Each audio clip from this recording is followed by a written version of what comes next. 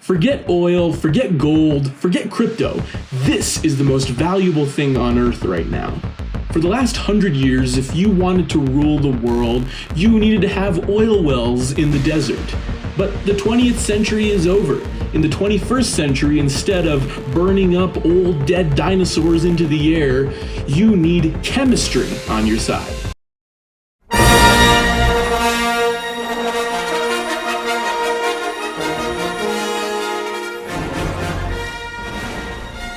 We are in the middle of a global Game of Thrones, but instead of fighting over dragons, we're fighting over the periodic table.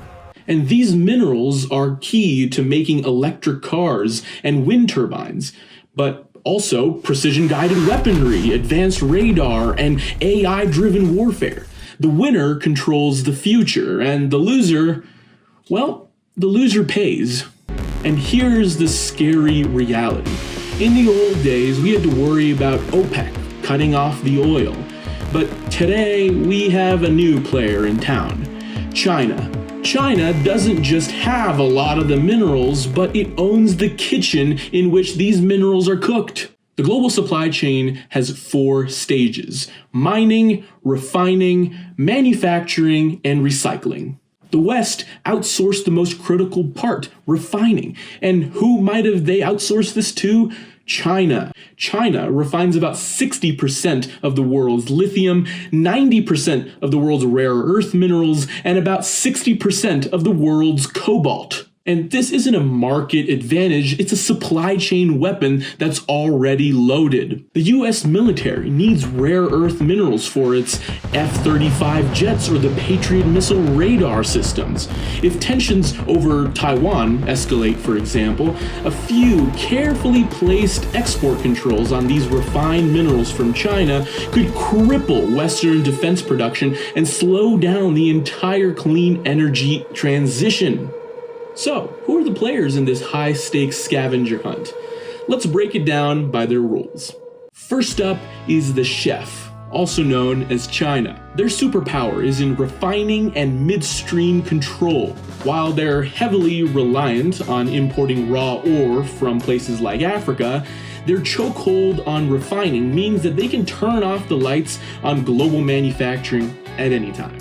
Player number 2 are the customers, the West, the United States, or Europe. They have the deepest pockets and the highest demands for EVs and new techs, but they are critically vulnerable. The US is 100% import reliant on these key 14 minerals. They're frantically using initiatives like the Inflation Reduction Act to friend-shore the supply chain, but building new mines and refineries takes almost a decade.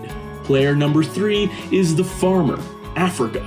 Africa is the world's treasure chest, holding around 30% of the world's total critical mineral reserves. This includes over 70% of the world's cobalt in the Democratic Republic of the Congo and vast amounts of platinum, manganese, and graphite in the south. So what's the problem here? It's that they're stuck in a value trap.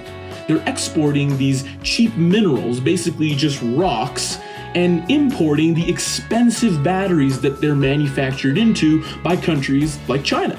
African governments are starting to realize a little bit more that they have a lot of leverage over the rest of the world. But even though this does open up a lot of opportunity, it also opens up geopolitical tension between the United States and China, who are going to both get in on the African governments trying to leverage this opportunity. And finally, the 4th role is the specialty spice merchants, Latin America. Specifically in Latin America is the lithium triangle of Chile, Argentina, and Bolivia. The lithium lords, as I personally like to call them, are sitting on about 50% of the entire planet's lithium reserves, often in brine form under vast salt flats. But their weakness is political instability and resource nationalism. When a country starts threatening to nationalize a vital industry, it sends global prices spiraling upwards and deters foreign investment needed to actually get the lithium out of the ground. But here's the chef's secret weapon. He didn't just build the kitchen, he bought the delivery fleet itself. This is the Belt and Road Initiative. China has spent $1 trillion building ports and railways and roads specifically to get these ingredients from the farmer and the merchant directly into the kitchen. Let's look at the Chancay port in Peru. With a massive $3 billion budget, China built a mega port in Peru that directs copper and lithium across the Pacific, cutting shipping time by weeks right into the kitchen, which is China. While the US was debating policy, China was paving the roads. So where could this Cold War turn hot? Well, we don't have to look to the future too far because it's already happening. The Democratic Republic of the Congo is a textbook example of conflict fueled by minerals. The decades-long fighting in the east, often involving proxy groups such as the M23 rebels, is driven directly by the desire to control the lucrative cobalt, coltan, and tin mines. As the global race intensifies, these local conflicts become dangerously entangled in the great power rivalry. It's a geopolitical battle with immediate humanitarian effects. The most dangerous flashpoint isn't a battlefield, it's a trade policy announcement. China has already implemented export controls on key metals such as gallium and germanium, essential for advanced semiconductors and optics. This is a deliberate, tactical move to remind the world that China is dominating and they can dictate the terms of agreement. The transition to green energy is inevitable, but the idea that this is going to be a peaceful transition is a dangerous illusion.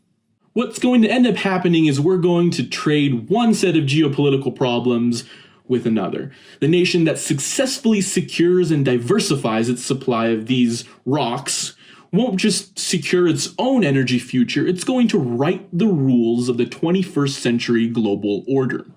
The question isn't if this competition will happen, it's already here.